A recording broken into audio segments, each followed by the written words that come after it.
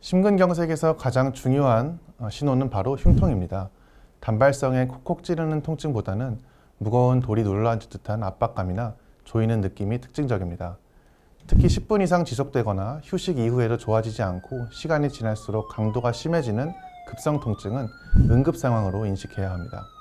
경우에 따라서는 가슴 중앙에서 시작해서 왼쪽 어깨나 팔, 목, 턱으로 번지는 경우도 있습니다.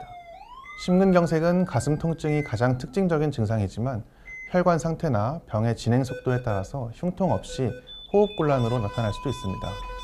심근 손상으로 인해서 심장의 펌프 기능이 떨어지면서 심부전 증상이 발생할 수 있기 때문입니다. 해당 증상들은 단편적으로 심근경색과 연관 지을 수는 없지만 심근경색이나 이로 인한 심장기능 저하, 심인성 쇼크로 진행하게 되면 표현하기 힘든 전신 증상들이 동반되기도 합니다.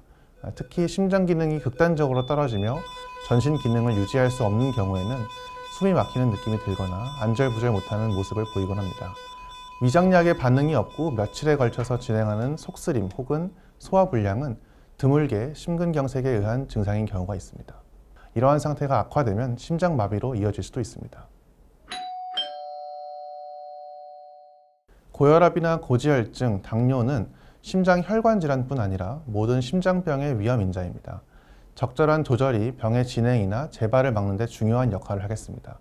그 중에서도 심근경색과 같은 심혈관 질환에는 흡연이 특히 중요한 위험 인자가 됩니다. 따라서 이러한 증상들이 의심된다면 반드시 금연을 권장드립니다. 심근경색은 기본적으로 급성 질환입니다. 몇 주 혹은 몇 달 동안 이어지는 증상보다는 몇 시간이나 며칠 내에 나타나는 증상 변화나 새로운 증상의 발현이 있는지를 확인하는 것이 중요하겠습니다. 응급처치 시행 방법입니다. 첫 번째, 119 신고입니다.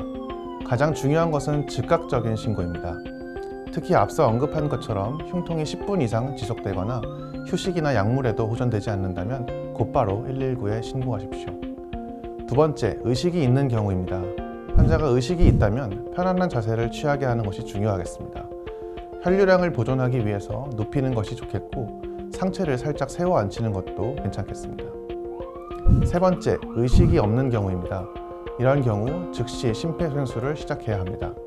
가슴 압박을 멈추지 않고 119가 도착할 때까지 반복하십시오. 네 번째, 지속 관찰입니다.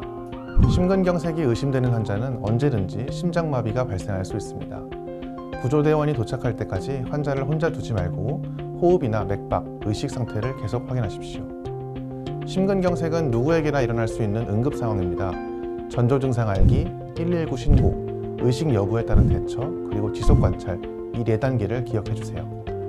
작은 신호를 놓치지 않는 것, 그것이 심장을 지키는 길입니다.